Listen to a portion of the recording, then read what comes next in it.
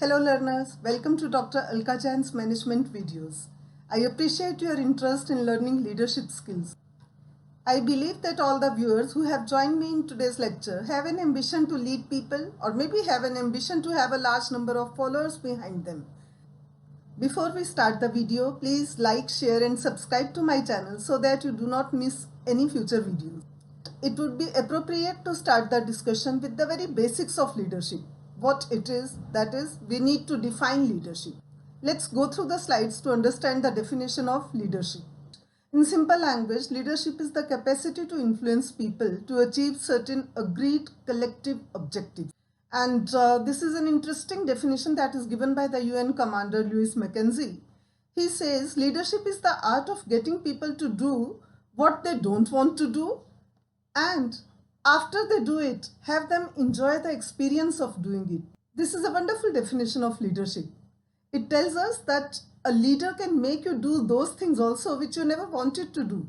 And after doing this, you are also enjoying the experience. This second definition given by Louis Mackenzie should remind us of our childhood, where we had leaders who shaped our lives. These were the people who made us do what we never wanted to do. Or if you think of that time, you will see that you have your parents in this list. That means your mother, your father, you have your teachers in this list. You also have your mentors in this list. Your mother was the one who made you get up early in the morning, which you never wanted to do, I'm sure of this. And your father's fear was enough for you to come home early in the evening. I must give this credit to your teachers that they are the ones who made you do the most unpleasant things in life. Remember those science projects, those long boring discussions, those debates. You never wanted to do them. But now, after you have done all those things throughout the life and you are actually tasting the fruit of all those activities of yours. So this is what leaders do to you. You never wanted to do, but now you are enjoying the experience after doing such things. So these two definitions tell us about two things. First is that leadership is a kind of process to influence people, and leader and the followers, they have the common objectives. These can also be those objectives which the leader and follower, both of them want to achieve. The next definition that is there on the slide brings one more element, that is change. The definition says leadership is the influencing process of leaders and followers to achieve organizational objectives. Till here we have understood through the previous two definitions also. But here the third element, change, has also entered. And this definition gives us a diagram through which we can understand what leadership actually is. The definition of leadership says that leadership is a process of influencing. So influence is at the top. And whom to influence? The people who are at the bottom. How to influence? Through change. That is at the right side of the slide. And at both the sides, we see that there are objectives or organizational objectives or leaders and followers. That means leadership is the process of influencing after establishing some relationship between the leaders and the followers, which will bring some change to the people or to the environment around the people so that they can meet their new objectives, because change is also an element of leadership. Now we need to understand whether leadership is a science or an art. And before that, we need to understand what is a science and what is an art. We can say that science is an intellectual and practical activity. Science is also a systematic study of the structure and behavior of physical and natural world. And in science, we have observations and experiments. And what is art? On the other hand, art is the expression or application of human creative skill and imagination. These two seem entirely opposite. If science is working on observations and experiments, art is working on imaginations. See that leadership is a systematic wisdom. What does it mean? It means that in all the countries throughout the world, in different time periods, we have been having leadership theories which are operational also, which are given systematically as a theory also. It is not happening in one particular geographical area only. It is happening throughout the world. So we see that it has some scientific base, as this is to be seen as a systematic wisdom. And numerous studies are there. And moreover, leadership is an applied science. That means in actual practical world of human affairs, it has its role to play and it shows its effect. So that means leadership has some elements of science. Does it also have some elements of art? I think it should have, because principles, rules, theories, they are not a complete fit with the reality. At times, the leader has to use his own discretion, intelligence, and intuition. That means his own imagination also at times, so that he can take a correct decision as per the situation. So we can say that leadership is science also, and it is an art also. But it depends on the situation, how to treat this leadership, whether as a science or as an art. The next topic that we are going to discuss is, can managers be leaders, or is there a difference between managers and leaders? For that, we need to understand who are the managers and who are the leaders. Leaders, we have just understood that they are the influencers who want to bring some change to the organization or to the environment around the followers. After establishing some relationship with their followers, they bring that change to meet the new objectives of the organization. And who are managers? Managers are an employee of the organization. They are always inside the organization, while leaders can be from outside also. What is the difference between the two? Because both of them are working on objectives of an organization. So we need to understand the difference between the two terms, managers and leaders. First thing that Warren G. Bennis says, that is, managers are administrators and leaders are innovators, because leaders are supposed to be change agents, so they have to innovate. He also says that leaders are original while managers are a copy. How true? Could we ever recreate Gandhiji? Could we ever recreate Vivekananda? Could we ever recreate any other leader who has influenced the lives of thousands of people?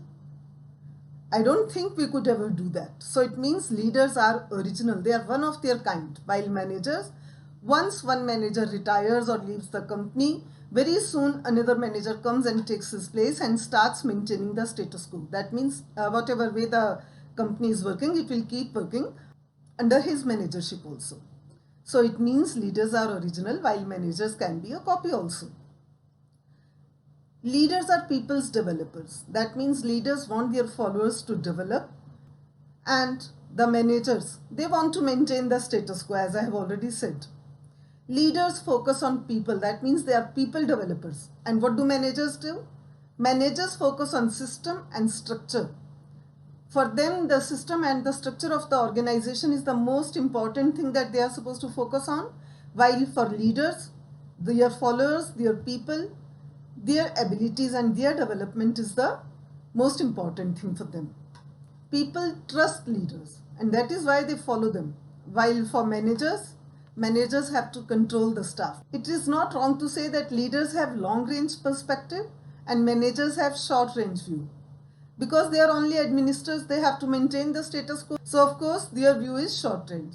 While leaders, they want to innovate. They want their people to develop. Their perspective has to be long-range.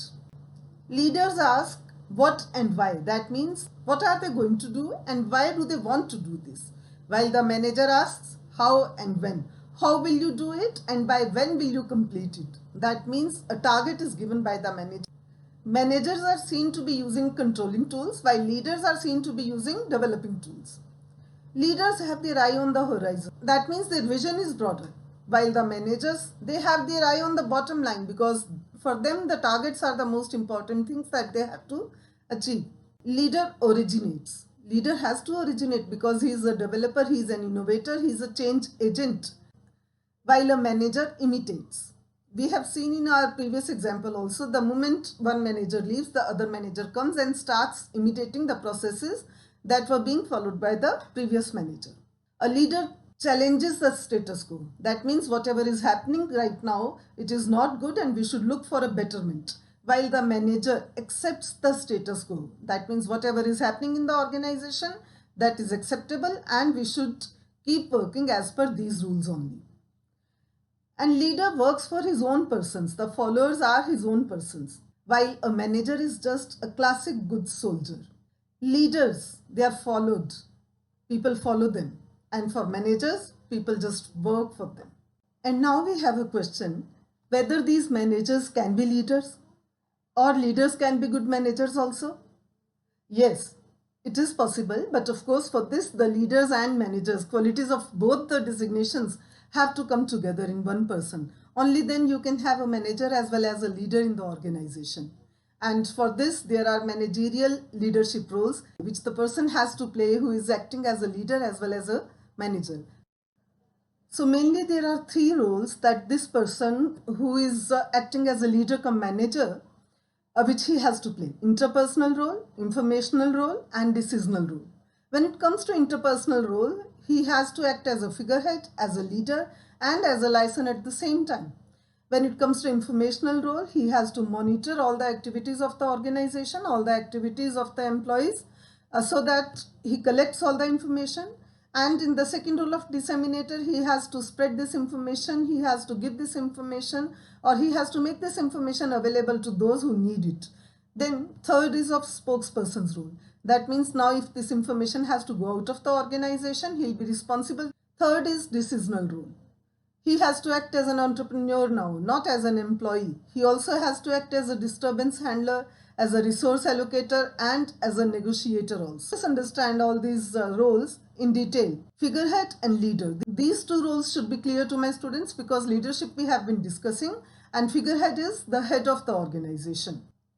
Licensing role of the managers means they are the connecting bridge between the units outside the organization and members or units inside the organization. For this, they have to attend professional or trade association meetings, etc. They have to call people, they have to meet people, and they also have to keep in touch with people. Second is informational role, where he or she has to act as a monitor. That means he has to read memos, reports, professional and trade publications, newspapers, and so on. He also has to talk to others, attend meetings. He also has to act as an observer.